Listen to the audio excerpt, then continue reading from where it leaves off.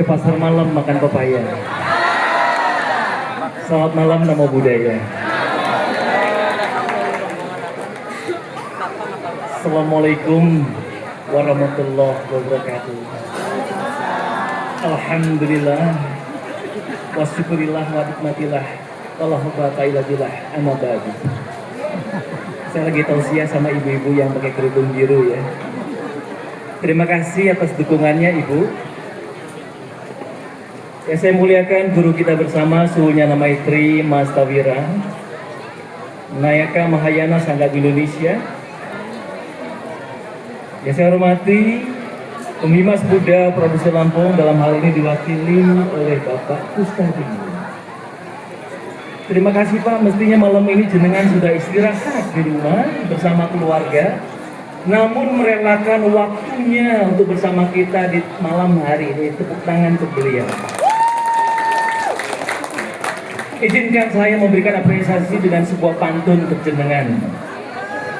Ibu Asih dari Sukajadi datang ke sini membeli emas. Terima kasih kepada Bapak Kustadi telah mewakili Ibu Pembimas. Yang saya hormati Ketua MBI Provinsi Lampung Bapak Indra Halim. Saya yakin Bapak tadi sangat terkesan dengan penampilan anak-anak Gabi melalui wusunya. Karena beliau ini masih menjabat ya Pak, Ketua Wusu Provinsi Lampung. Tepuk tangan untuk beliau. Beserta Badan Otonom, ada WBI dan juga Wulan Bahagia hadir di sini, Ibu Lucy Chandrawati dan juga Ketua Wulan Bahagia Bapak Gunawan Hendra. Saya selalu menyebut beliau Bapak Gunawan adalah orang yang paling banyak gunanya. Mengapa? Sebab kalau orang yang banyak beritanya wartawan. Orang yang banyak wisatanya namanya wisatawan. Kalau beliau banyak gunanya maka gunawan. Dan juga hadir Ketua PC MBI Kota Bandar Lampung. Nah ini salah satu orang yang banyak dermanya. Namanya dermawan ya. Pak Teten Dermawan, terima kasih Pak ya. Tadi saya melihat juga, wah ini tulang saya ini, Bapak HD Pandiangan. Mau lihat ya Pak, Horas ya, habis beras makan gabah Horas dah ya. Mau lihat ya Bapak, selamat datang sekali lagi di Wihara Dharma Citra yang sama-sama kita cintai ini. Dan terus terang saya sangat bangga panjenengan bisa hadir bersama kita, memberikan dukungan moral bagi kita semua dan juga menjaga keamanan kita semua di sini sebagai umat Buddha. Merasa nyaman apabila Anda hadir. Saya yakin begitu Anda hadir, pasti anak buahnya juga hadir ya. Lalu kemudian yang sangat saya banggakan, Ketua Panitia Pelaksana Waisak pada tahun ini. Nah Ibu Bapak dan Saudara, kalau tadi kita lihat ada kejadian yang luar biasa, yakni hujan. Perlu Ibu Bapak ketahui bahwa yang jadi ketua panitia pada kali ini bukanlah manusia. Waduh, langsung tersinggung nih Pak Ridwan. Sebab beliau ini salah satu malaikat dari 10 malaikat yang ada. Jibril, Mikail, Israfil, Munkar, Nakir, apalagi Rokib, Atib, Malik, Ridwan. Nah, beliau adalah salah satu malaikat yang turun ke sini spesial saya ajak, saya undang untuk menjadi ketua panitia. Maka wajar kalau pada tahun ini Waisak disertai dengan hujan, karena kita nggak mampu menahan malaikat hadir menjadi ketua panitia. Apalagi beliau jadi malaikat itu, malaikat Miftahul Jannah, penjaga surga. Betul nggak Bu? Betul ya? Nah ini apalagi dia tugasnya berat itu menjaga pintu surga. Maka wajar kalau malam hari ini beliau datang menjadi panitia, lalu kemudian hujan turun. Izinkan saya menyampaikan apresiasi dengan sebuah pantun kepada Bapak ya. Makan bakwan di Surabaya, minum kopi sambil bernostalgia. Untuk Pak Ridwan dan seluruh panitia, saya angkat kopi untuk semuanya. dan para hadirat ya, karena hadirin berarti yang di dalam in ya, dan hadir out itu yang di luar ya. Jadi yang di luar itu out, yang di dalam in. Dan termasuk para hadirin yang tidak kelihatan di sini, sebab banyak yang tidak kelihatan. Makhluk-makhluk yang tidak tampak ini teman-temannya Pak Ridwan, malaikat semua itu yang hadir gitu ya. Wajar sehingga malam ini banyak kursi yang kosong karena yang hadir malaikat semua. Baik ibu bapak dan saudara sekalian, para pandita, pandita, upasaka, upasika, dan mohon maaf kalau apabila ada nama-nama yang tidak bisa saya sebutkan satu persatu. Ibu bapak dan saudara, Waisak bagi umat Buddha tentu adalah sebuah peristiwa yang menjadi pengingat kita untuk menjalani kehidupan berdasarkan contoh nyata yang dialami langsung oleh guru agung kita. Kalau di saudara kita yang muslim mungkin seperti peringatan Maulid Nabi. Kita bisa melihat kisah-kisah indah dari Nabi tersebut. Nah begitu juga peristiwa dalam bulan Waisak, perlu ibu bapak ketahui khusus yang non-Buddhis, ada 3 peristiwa penting, ini sebagai pengetahuan saja. Bukan promosi ya ibu-ibu ya. Sebagai pengetahuan saja, mengapa dinamakan Tri Suci? Sebab Tri itu 3, suci itu adalah kesucian yang terjadi pada pendiri agama Buddha, yakni Buddha Gautama. Yang pertama peristiwanya adalah kelahiran beliau di Taman Lumbini, dan beliau merupakan seorang putra mahkota. Selain pangeran, beliau juga putra mahkota. Lalu kemudian peristiwa yang kedua adalah peristiwa di mana beliau meninggalkan istana, bertapa selama 6 tahun, kemudian menjadi Buddha, telah mencapai insight kesempurnaan. Seperti halnya Nabi Muhammad bertapa di Gua Hiro, betul? Beliau juga bertapa selama 6 tahun lamanya meninggalkan istana demi umat manusia. Dan yang terakhir adalah peristiwa wafatnya beliau, atau dalam bahasa Buddhis disebut dengan parinibbana. 3 peristiwa ini terjadi di bulan yang sama, yakni bulan Waisak. Di tanggal yang sama, yakni tanggal 15 Cabko pas terang bulan. Jadi oleh karenanya ini disebut dengan Tri Suci Waisak. 3 peristiwa suci yang terjadi di bulan Waisak. Sekali lagi, 3 peristiwa suci yang terjadi di bulan Pintar. Bapak Ibu dan saudara sekalian, berkenaan dengan tema kita tahun ini, menebar cinta, menumbuhkan perdamaian dunia. Pepatah Inggris mengatakan love is blind, cinta itu buta. Mengapa dikatakan cinta itu buta? Sebab cinta itu tidak mengenal kasta, cinta itu tidak mengenal harta, cinta itu tidak mengenal jabatan. Itulah cinta yang sesungguhnya. Tapi sekarang siapa orang yang mau mencinta kalau dia tidak punya harta? Siapa yang mau mencinta kalau dia tidak punya kedudukan? Siapa yang mau mencinta kalau dia tidak memiliki apapun di dunia ini?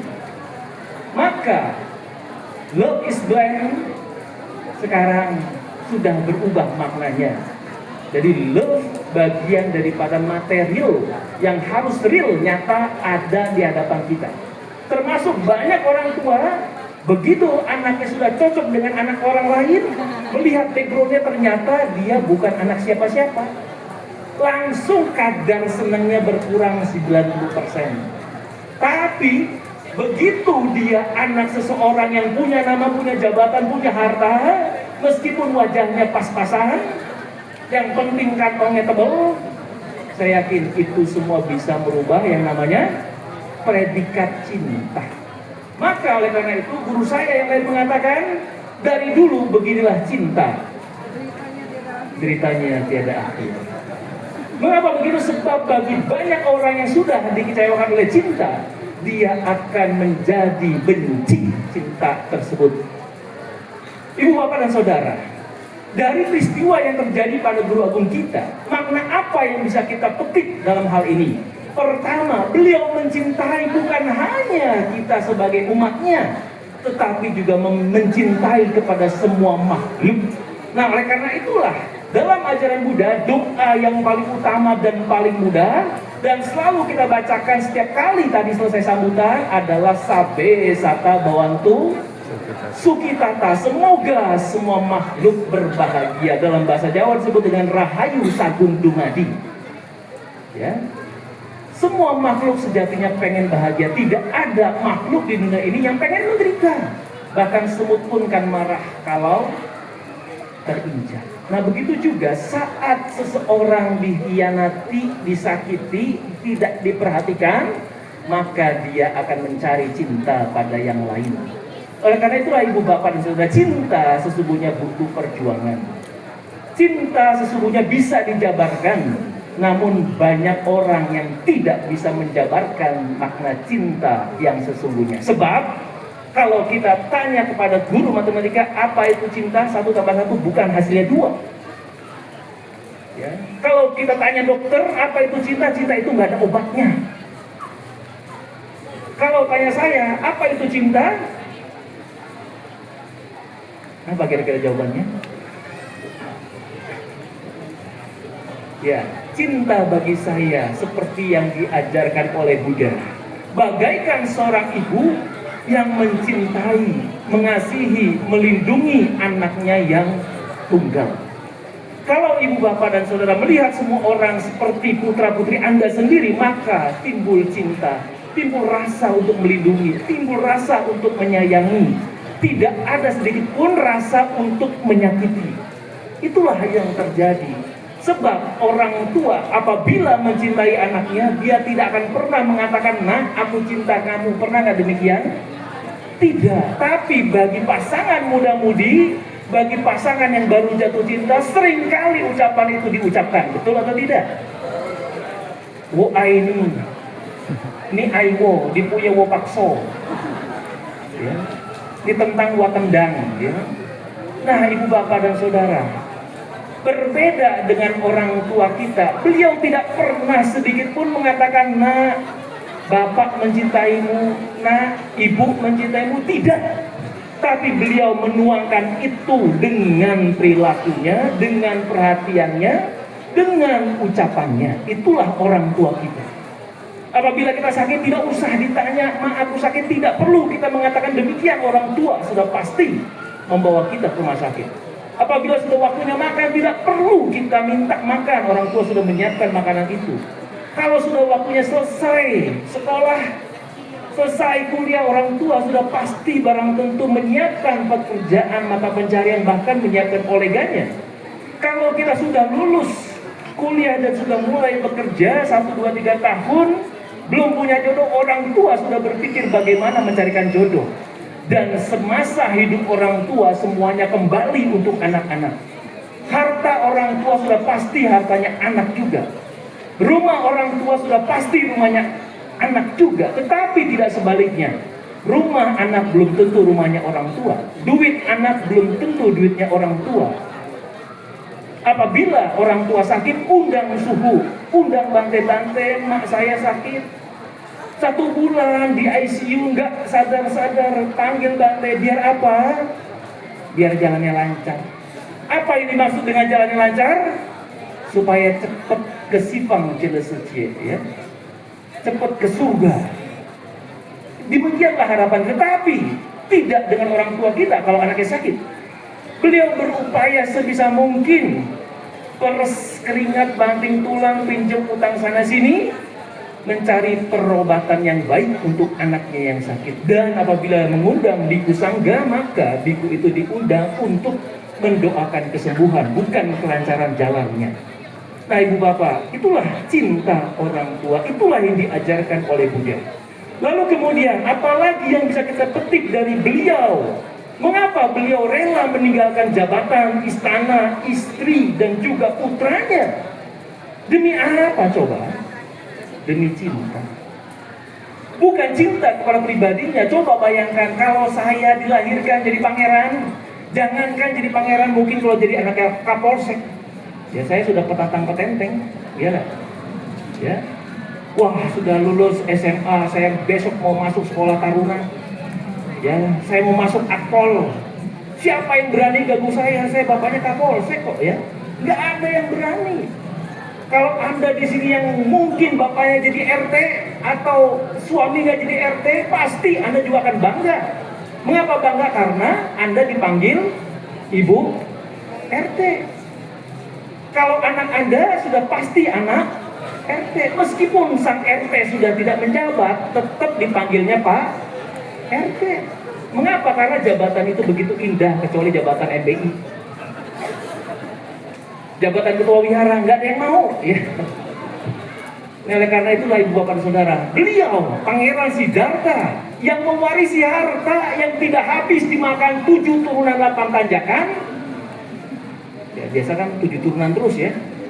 Masa turun terus? Kita harus banyak juga ya. 7 turunan 8 tanjakan gak habis-habis.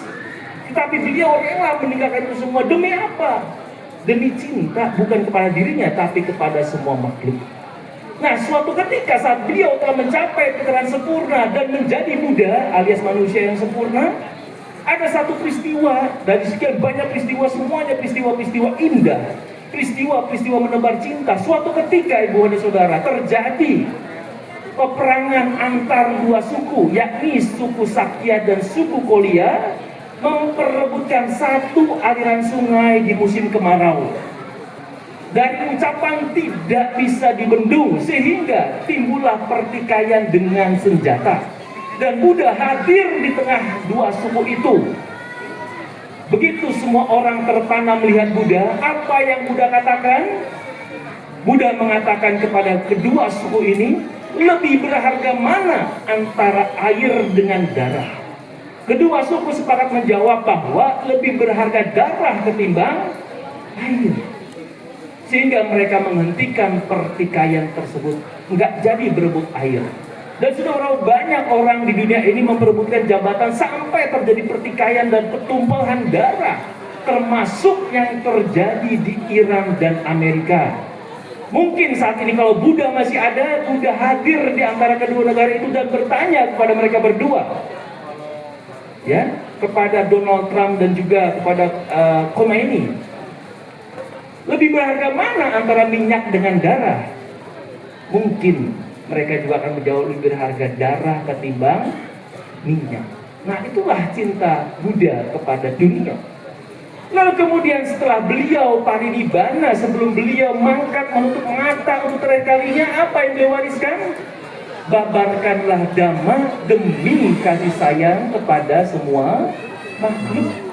Kepada semua makhluk, ibu bapak dan saudara, bukan kepada sesama umat Buddha saja, bukan kepada musuh kita saja, tetapi kepada semua makhluk, baik yang terlihat maupun yang tidak terlihat. Nah, oleh karena itulah kita sebagai umat Buddha harus punya semangat yang sama, yakni sabe sata bawantu suki tata. Semoga semua makhluk berbahagia. Sadu, sadu, sadu, sadu. Ke Villa Citra makan rujak. Rujak dimakan bersama-sama. Selamat Hari Waisak, semoga kita senantiasa bersama-sama. Ikan hiu lagi pada kumpul. I love you pul. Wallahul muwaffiq ila aqwamit thoriq. Taqabbalallahu minna wa minkum. Wassalamualaikum warahmatullahi wabarakatuh. Shalom. Om Santi Santi Om. Namo Sang Hyang Budaya. Namo Buddhaya. Kami mohon kepada Baginda Dewa untuk tetap berada di atas panggung. Anumodana kami haturkan kepada Yang Mulia Bhatipana Jototera atas pesan-pesan Waisak yang begitu menyejukkan hati dan menjadi pedoman hidup bagi kita semua. Kami mohon dengan hormat Yang Mulia Nyana Maitri Mahastalira serta Bidu Sangga untuk dapat naik ke atas panggung. Kami undang pula Ketua MBI Bapak Indah Halim untuk naik ke atas panggung. Kita akan berfoto bersama. Kami Mas Buddha atau yang mewakili Ketua Pelaksana Ketua Wanita Buddhis Indonesia Provinsi Lampung, Bapak Kapolsek, Bapak Lurah, Bapak Gunawan Hendra. Kami mohon untuk dapat naik ke atas panggung. Perwakilan dari Setprov Setber PNPBI, Bapak Teten, untuk dapat hadir untuk berfoto bersama, serta Pandita.